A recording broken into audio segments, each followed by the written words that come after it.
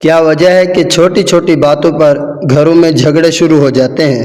کیا وجہ ہے کہ محبت کی جگہ ناراضگی نے لے لی ہے؟ کیا وجہ ہے کہ ایک دوسرے کو برداشت کرنے کا جذبہ ختم ہوتا جا رہا ہے؟ آخر گھروں میں جھگڑے کیوں بڑھ رہے ہیں؟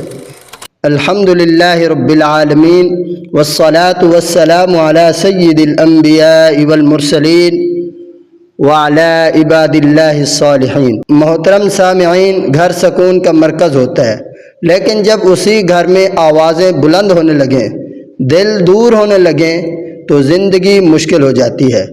جھگڑوں کی اصل وجہ یہ ہے کہ ہم نے برداشت، صبر اور معافی کو چھوڑ دیا ہے۔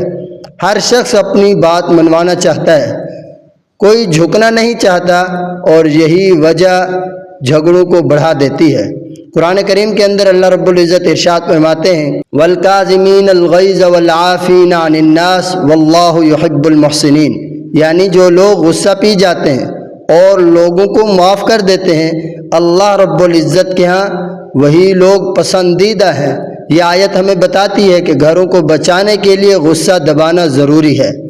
جب گھر میں کوئی ایک بھی شخص غصہ کنٹرول کر لے تو جھگڑا ختم ہو سکتا ہے، لیکن جب دونوں طرف سے غصہ ہو تو آگ بھڑک جاتی ہے۔ نبی کریم صلی اللہ علیہ وسلم نے فرمایا طاقتور وہ نہیں جو کشتی میں جیت جائے، بلکہ طاقتور وہ ہے جو غصے کے وقت خود کو کنٹرول کر لے، خود کو قابو میں رکھے۔ یعنی اصل طاقت صبر میں ہے، نہ کہ چیخنے میں۔ صحابہ کرام رضوان اللہ تعالی علیہم اجمعین کی زندگی میں سے کئی واقعات ایسے ملتے ہیں۔ حضرت عمر رضی اللہ تعالیٰ عنہ کے پاس ایک شخص آیا اور سخت باتیں کرنے لگا۔ حضرت عمر رضی اللہ تعالیٰ عنہ خاموش رہے۔ لوگوں نے پوچھا آپ جواب کیوں نہیں دیتے؟ فرمایا میں نہیں چاہتا کہ شیطان ہمارے درمیان خوش ہو۔ یہ تھا برداشت کا نمونہ، جس سے جھگڑا ختم ہو گیا۔ بزرگ فرماتے ہیں گھر میں ایک شخص کا صبر پورے گھر کو بچا لیتا ہے۔ اگر شوہر صبر کرے یا بیوی صبر کرے تو جھگڑا ختم ہو جاتا ہے۔ جھگڑوں کی بڑی وجوہات کیا ہیں؟ نمبر 1 غصہ اور جلد بازی، نمبر 2 بد زبانی اور طنز، نمبر 3 ایک دوسرے کی بات نہ سننا، نمبر 4 موبائل اور سوشل میڈیا میں مصروفیت، نمبر 5 معاف نہ کرنا۔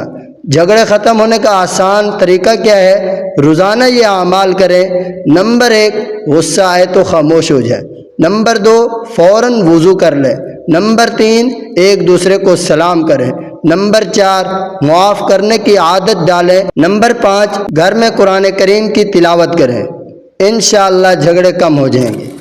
یاد رکھیں گھر میں جیتنے والا وہ نہیں جو بحث جیت جائے، بلکہ وہ ہے جو گھر کو بچا لے۔ اللہ تعالی ہمارے گھروں کو جھگڑوں سے بچائے، محبت، سکون اور برکت عطا فرمائے، آمین۔ مزید اصلاحی بیانات سننے کے لیے ہمارے چینل راہ صداقت کو ضرور سبسکرائب کریں اور اس پیغام کو شیئر کریں تاکہ اس صدقہ جارے میں آپ کا حصہ مل جائے، ہر گھر میں سکون آ سکے۔ جزاکم اللہ خیراً۔ اپنا بہت خیال رکھیے گا، میرے واسطے دعا کیجیے۔ میں ہوں آپ سب کا محمد